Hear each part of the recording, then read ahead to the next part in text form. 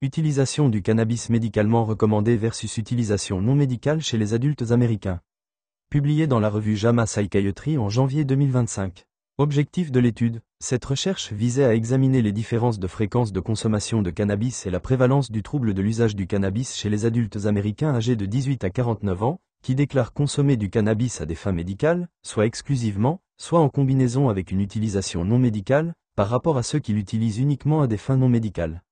Méthodologie. L'étude a utilisé les données des enquêtes nationales sur l'usage des drogues et la santé aux États-Unis de 2021 à 2022, qui fournissent des données représentatives au niveau national sur la consommation de substances, y compris la consommation de cannabis, la fréquence d'utilisation, nombre de jours par an, et la prévalence du trouble de l'usage du cannabis. L'échantillon comprenait 72 668 adultes. Les participants ont été classés en 3 groupes selon leur mode de consommation du cannabis. La sévérité du trouble de l'usage du cannabis a été classée selon les critères du DSM-5 comme léger, 2 ou 3 symptômes, modéré, 4 ou 5 symptômes, sévère, 6 symptômes ou plus. Analyse statistique. Des modèles statistiques bivariés et multivariés, stratifiés par âge et par sexe, ont été utilisés pour évaluer la prévalence du trouble de l'usage du cannabis et la fréquence de consommation. Résultat, prévalence de l'usage. Parmi les 72 668 adultes interrogés, 29,5% ont déclaré avoir consommé du cannabis au cours de l'année écoulée. 83,7% étaient des consommateurs uniquement non médicaux. 9,2% étaient des consommateurs uniquement médicaux. 5,7% étaient des consommateurs à usage mixte, médical et non médical. Prévalence du trouble de l'usage du cannabis. Globalement, 34,8% des consommateurs de cannabis remplissaient les critères du trouble de l'usage du cannabis. Chez les consommateurs médicaux et mixtes, la prévalence du trouble de l'usage du cannabis était significativement plus élevée que chez les consommateurs uniquement non médicaux, à tous les niveaux de sévérité. La prévalence ajustée des troubles modérés et sévères de l'usage du cannabis était particulièrement élevée chez les hommes âgés de 18 à 34 ans rapportant un usage uniquement médical. Fréquence de consommation du cannabis. Les adultes rapportant une consommation uniquement médicale ou mixte consommaient du cannabis plus fréquemment dans l'année que ceux qui en faisaient un usage uniquement non médical.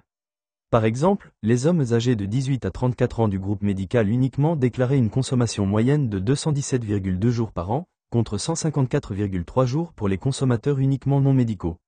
Cette tendance était cohérente dans les deux groupes d'âge et pour les deux sexes, avec une consommation plus fréquente parmi les utilisateurs médicaux.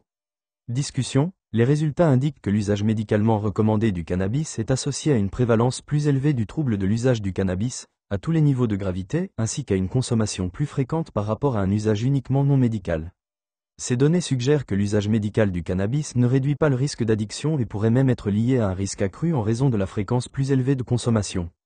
L'étude souligne l'importance pour les cliniciens de prendre en compte le risque potentiel de trouble de l'usage du cannabis lorsqu'ils recommandent du cannabis à des fins médicales et de surveiller les patients pour détecter d'éventuels signes d'addiction. Limitation. L'étude repose sur des données auto-déclarées, ce qui peut introduire des biais de mémoire et de désirabilité sociale. Les critères du DSM-5 pour le trouble de l'usage du cannabis ont été établis avant la généralisation de l'usage médical du cannabis, ce qui pourrait surestimer la prévalence du trouble. Conclusion, l'usage médicalement recommandé du cannabis est associé à une prévalence plus élevée du trouble de l'usage du cannabis et à une consommation plus fréquente, comparée à un usage non médical. Les cliniciens doivent évaluer attentivement les risques d'addiction avant de recommander le cannabis à des fins médicales et surveiller les patients pour détecter d'éventuels signes de dépendance. Implication.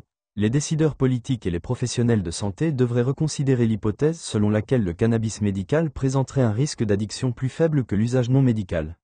Les recherches futures devraient explorer d'autres traitements médicaux alternatifs et des stratégies d'atténuation des risques pour les patients utilisant du cannabis à des fins médicales. Merci pour votre attention.